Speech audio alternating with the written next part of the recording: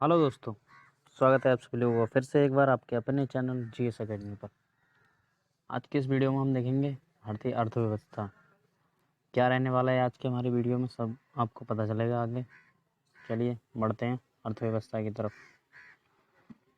भारतीय अर्थव्यवस्था जो है हमारी 1947 से 1991 तक का जो पीरियड है बहुत इम्पोर्टेंट है, तो इसी को देखते हैं।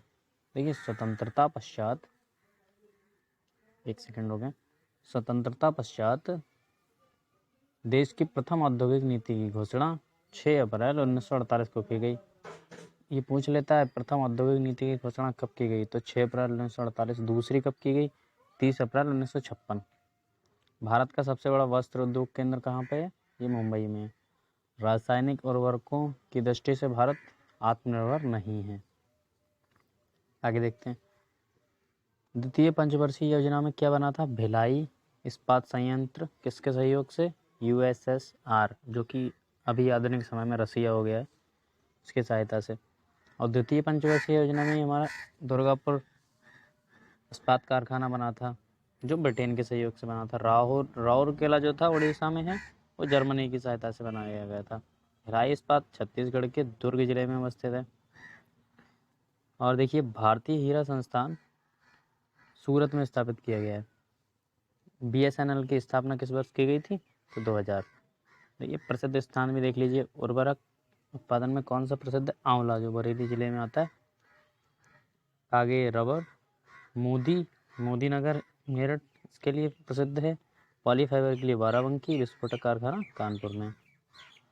इसके बाद हम देखते हैं, सीधे हम अपनी देखते हैं यहाँ से।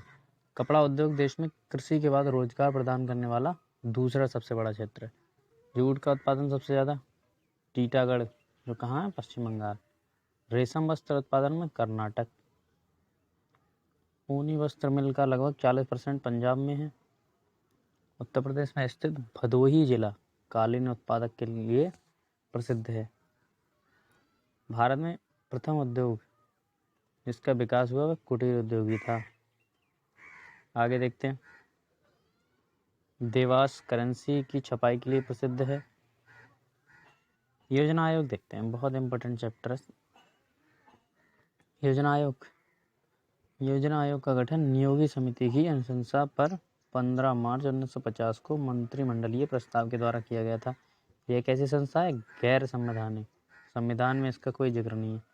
इसके अध्यक्ष प्रधानमंत्री होते हैं। एक सलाहकारी निकाय थी ये। योजना आयोग के प्रथम अध्यक्ष कौन थे? क्वेश्चन आता है। पंडित जवाहरलाल नेहरू।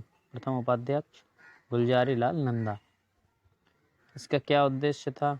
ये था आर्थिक विकास को बढ़ावा देना, सामाजिक न्याय की स्थापना, पूर्ण रोजगार की प्राप्ति। ज़्यादा कुछ विशेष नहीं था, इतना आप याद रखें बस। अब हम देखते हैं पहली पंचवर्षीय योजना देखते हैं। पहली पंचवर्षीय योजना जो थी 1951 से 1956 तक चली थी।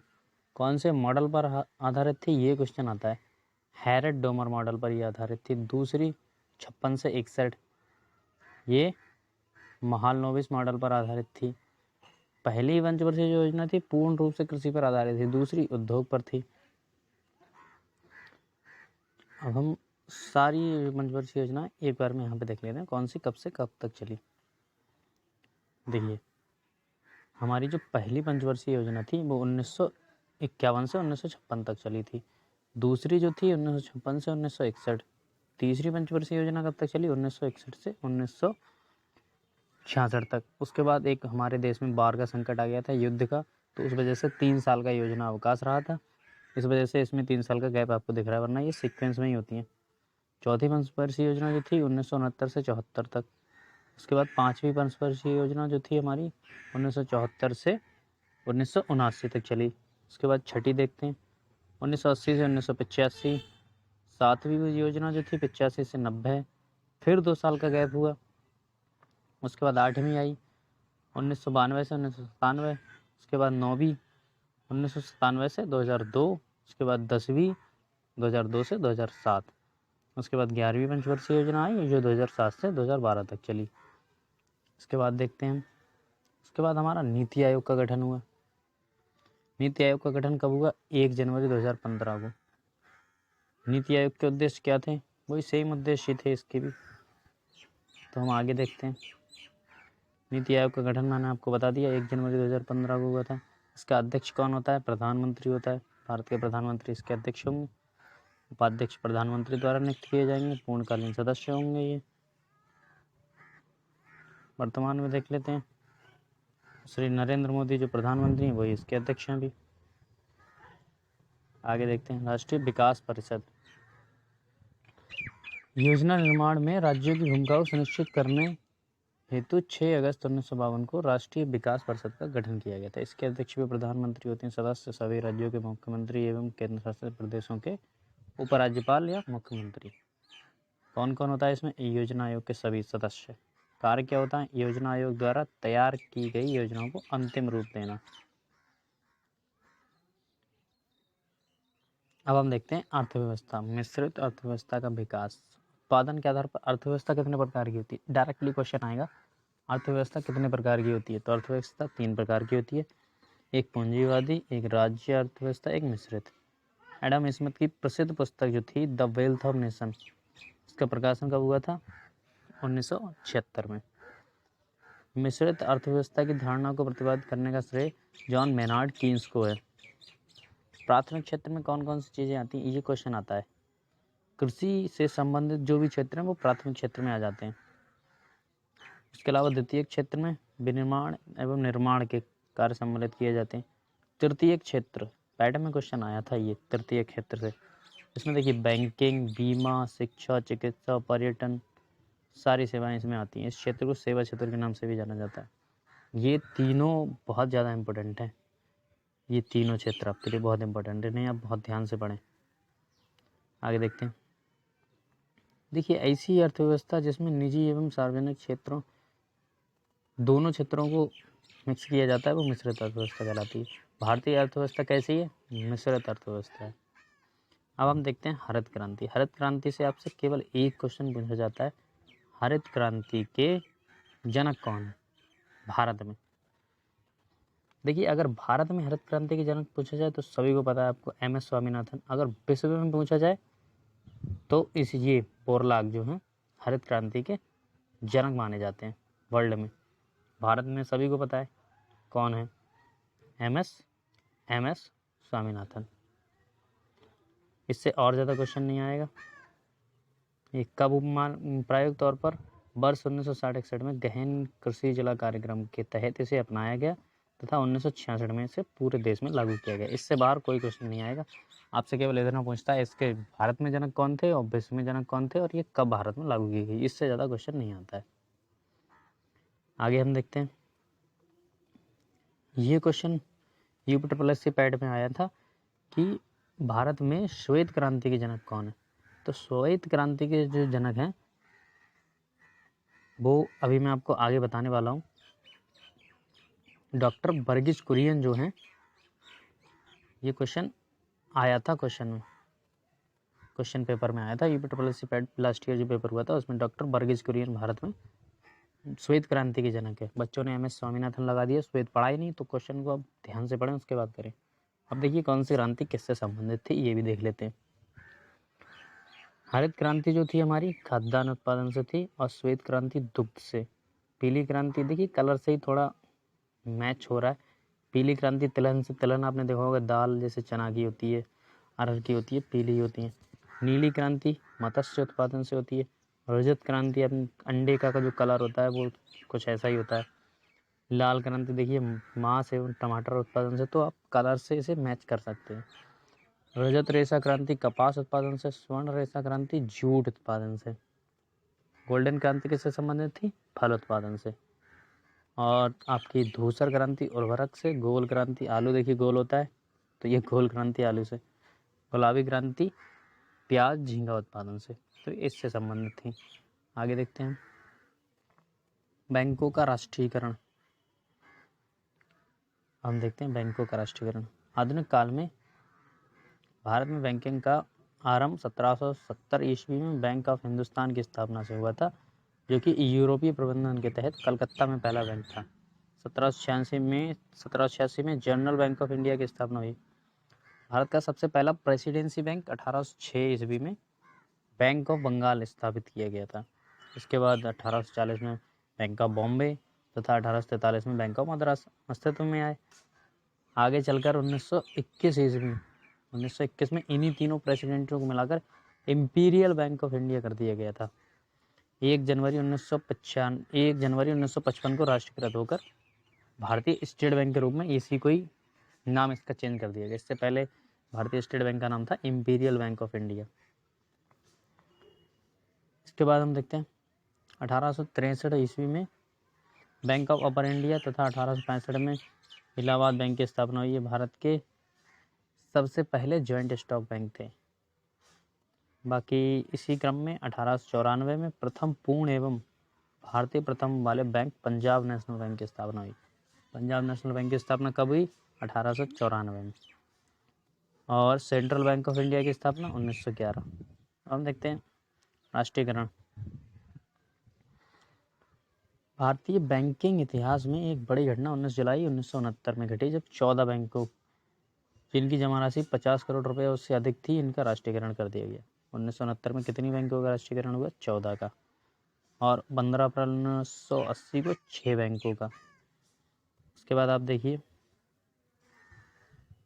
केंद्रीय वित्त मंत्री निर्मला सीतारमण ने 30 अगस्त 2019 को 10 बैंकों का सम्मेलन 4 बैंकों के रूप में किए जाने के बृहद योजना की घोषणा की। इसके क्रियान्वित होने के बाद देश में भारतीय स्टेट बैंक के अस्तित्व अतिरिक्त राष्ट्रीयकृत बैंकों की कुल संख्या घटकर 11 रह जाएगी। इसके तहत क्या हुआ? अब हमारा इम्पोर्टेंट क्या है? ओरिएंटल बैंक ऑफ कॉमर्स और यूनाइटेड बैंक ऑफ इंडिया का विलय पंजाब में कर दिया इन्होंने। आंध्रा बैंक और कॉरपोरेशन बैंक का विलय यूनियन बैंक में कर दिया। सिंडिकेट बैंक कैनरा बैंक बन गया और इलाहाबाद बैंक को इंडियन बैंक बना दिया गया। अब हम देखते हैं आरबीआई। बहुत इंपॉर्टेंट टॉपिक है आरबीआई। भारतीय रिजर्व बैंक देश का केंद्रीय बैंक है। इसकी स्थापना और किस समिति द्वारा हुई थी? देखिए, भारत में एक केंद्रीय बैंक के गठन की अनुशंसा 1926 ईस्वी में हिल्टन यंग समिति द्वारा की गई। क्वेश्चन आता है आरबीआई की स्थापना किस समिति की सिफारिश पर की गई? तो हिल्टन यंग समिति, आप याद रखें। कब हुई थी? भारतीय रिजर्व बैंक अधिनियम 1934 के तहत 1 अप्रैल 1935 को आरबीआई की स्थापना की गई थी। बहुत ज़्यादा इंपॉर्टेंट क्वेश्चन है, इसे आप इम्पोर्टेंट मार्क करके और लिख लें कहीं पे कॉपी में, ये आएगा। 1 जनवरी 1949 को इसका राष्ट्रीयकरण हुआ। ये 2 क्वेश्चन आते हैं, स्थापना कब हुई, राष्ट्रीयकरण कब हुआ, और पहले आरबीआई गवर्नर कौन थे? स्वतंत्र भारत के जो थे वो थे हमारे सी.डी. देशमुख। आरबीआई के कार्य क्या होते हैं सभी को पता है। नोटों का निर्गमन करना, सरकार के बैंक के रूप में कार्य करना, बैंक से बैंक के रूप में कार्य करना, ऋण का नियंत्रण करना, इससे ज़्यादा कुछ नहीं होता है। अब हम देखते हैं आगे, ये हमारे काम का नहीं है।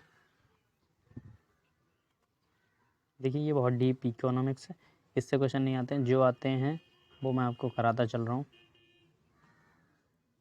स्थापना देखिए भारतीय स्टेट बैंक की 1955, क्षेत्रीय ग्रामीण बैंक की 1975, नाबार्ड आता है 1982, सिडबी 1990। इसके बाद हम देखते हैं, अभी हमने पढ़ा भारत में सर्वप्रथम कितनी बैंकों का राष्ट्रीयकरण हुआ था? तो 14 बैंकों का। 1969 में, 80 में कितने का हुआ था? 6 का। ये सारे अभी हमने पढ़े थे। ये देखिए हमारे देश और उनकी मुद्राएं, इन्हें हम स्टैटिक में कवर करेंगे। अब देखिए, वर्ष 1991 में आर्थिक सुधार तथा उसके बाद की अर्थव्यवस्था। नवरत्न का विचार सार्वजनिक क्षेत्र के चयनित उद्यम से संबंधित है। अगस्त 2020 तक महारत्न कंपनियों की संख्या 10 थी और नवरत्न कंपनियों की संख्या 14। तो कौन कौन सी हैं? ये सारी लिखी हैं यहाँ पे, आप देख सकते हैं। ये 10 महारत्न हैं, उसके बाद 9 हमारी नवरत्न कंपनियाँ हैं। इसके अलावा इसमें मुझे कुछ इम्पोर्टेंट नहीं लग रहा है, क्योंकि पैट का एग्ज़ाम है, 10th लेवल का है, तो इसमें इतना डीप नहीं जाता है कोई। इकोनॉमिक्स 5 नंबर का आता है, बहुत सिंपल पूछता है। तो इसमें हाँ, योजनाएं हम देख सकते हैं। देखिए, योजनाएं देखते हैं हम। सर्व शिक्षा अभियान वर्ष 2001 में चला था। मध्याह्न भोजन 15 अगस्त 1995। स्कूल चलो अभियान जुलाई 2000, स्वच्छ भारत अभियान 2 अक्टूबर 2014। अंतर्राष्ट्रीय महिला दिवस कब मनाया जाता है? 8 मार्च को। राष्ट्रीय महिला दिवस कब मनाया जाता है? ये मनाया जाता है 13 फरवरी को। इसके बाद विश्व उपभोक्ता दिवस 15 मार्च को। ये डे सारे स्टैटिक्स के हैं, स्टैटिक में मैं कवर कराऊंगा। अभी हम इसे देखते हैं, इसमें और क्या है। ये देखिए समिति और उनके अध्यक्ष, इनसे भी इतना क्वेश्चन नहीं आता। 5 नंबर की इकोनॉमिक्स आती है। हाँ, ये चीज़ आपके लिए इम्पोर्टेंट है। कौन सा देश किस में शीर्ष पर है? चावल उत्पादक में कौन सा देश शीर्ष पर है? चीन। भारत का स्थान दूसरा। गेहूं में चीन, भारत दूसरा। मक्का में अमेरिका और सेकंड पे चीन। जौ उत्पादक में रूस, भारत का स्थान टॉप 5 में नहीं है। ज्वार में अमेरिका, दलहन में भारत, मूंगफली में चीन, भारत दूसरा। रेसपीड में कनाडा, भारत तीसरा। सोयाबीन में ब्राज़ील, भारत 5वां। सूरजमुखी में रूस। गन्ना उत्पादक में ब्राज़ील, सेकंड भारत। कपास में चीन, सेकंड भारत। जूट में भारत, सेकंड बांग्लादेश। आलू उत्पादक में चीन, फिर भारत। प्याज में चीन, फिर भारत। उसके बाद टमाटर में चीन, उसके बाद भारत। सेब में चीन, भारत 5वें नंबर पर। केला में भारत, चीन नंबर से पीछे। उसके बाद हम देखते हैं नारियल उत्पादक, इंडोनेशिया। अंगूर चीन, संतरा ब्राज़ील, चुकंदर रूस। मसाले भारत में सबसे ज़्यादा होते हैं। मसालों के ऊपर सारे लोग आए, पुर्तगाली और ये अंग्रेज़, सभी को मसाले चाहिए थे। चाय उत्पादक में चीन, कॉफ़ी में ब्राज़ील, तंबाकू में चीन और रबड़ में थाईलैंड।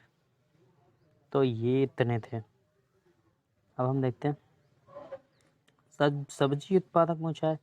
इनसे इतने क्वेश्चन ना आते हैं, इनसे इतने क्वेश्चन नहीं आते हैं, बहुत कम क्वेश्चन आते हैं।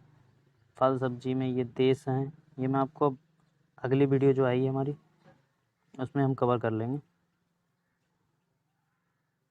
अभी हम आज का हमारा लास्ट टॉपिक जो बचा इकोनॉमिक्स में, वो है हमारा वस्तु एवं सेवा कर। इसे हम देख लेते हैं, उसके बाद हमारी वीडियो समाप्त होगी। 101वां संविधान संशोधन अधिनियम, इसके तहत जीएसटी का प्रावधान किया गया। कब लागू हुआ? ये 1 जुलाई 2017 में पूरे देश में लागू हुआ। भारतीय संविधान के संघीय ढांचे की दृष्टि से जीएसटी के 2 घटक हैं, सीजीएसटी और एसजीएसटी। जीएसटी कौन से अनुच्छेद में है? अनुच्छेद 269A, ये आप याद रखें। और इसका संविधान संशोधन बता दिया मैंने, 101वां, डेट भी बता दी, कौन सा अनुच्छेद है ये भी बता दिया। इसके अलावा ज़्यादा क्वेश्चन नहीं आता है इसमें, बस इतना ही क्वेश्चन आता है इसमें, और इससे ज़्यादा क्वेश्चन नहीं आते हैं। चलिए, ये थी आज की हमारी वीडियो। मिलते हैं कल अगली वीडियो के साथ, अगला टॉपिक के साथ। तब तक पढ़ते रहिए, चैनल को सब्सक्राइब करें। जो इम्पोर्टेंट होगा मैं सारा कराऊंगा। क्वेश्चन प्रैक्टिस सेट भी हम करेंगे, बस पहले हम थ्योरी कंप्लीट कर लें, उसके बाद प्रैक्टिस सेट करने का मज़ा ही अलग है। सही है, मिलते हैं अगली वीडियो में, तब तक पढ़ते रहें। बाय।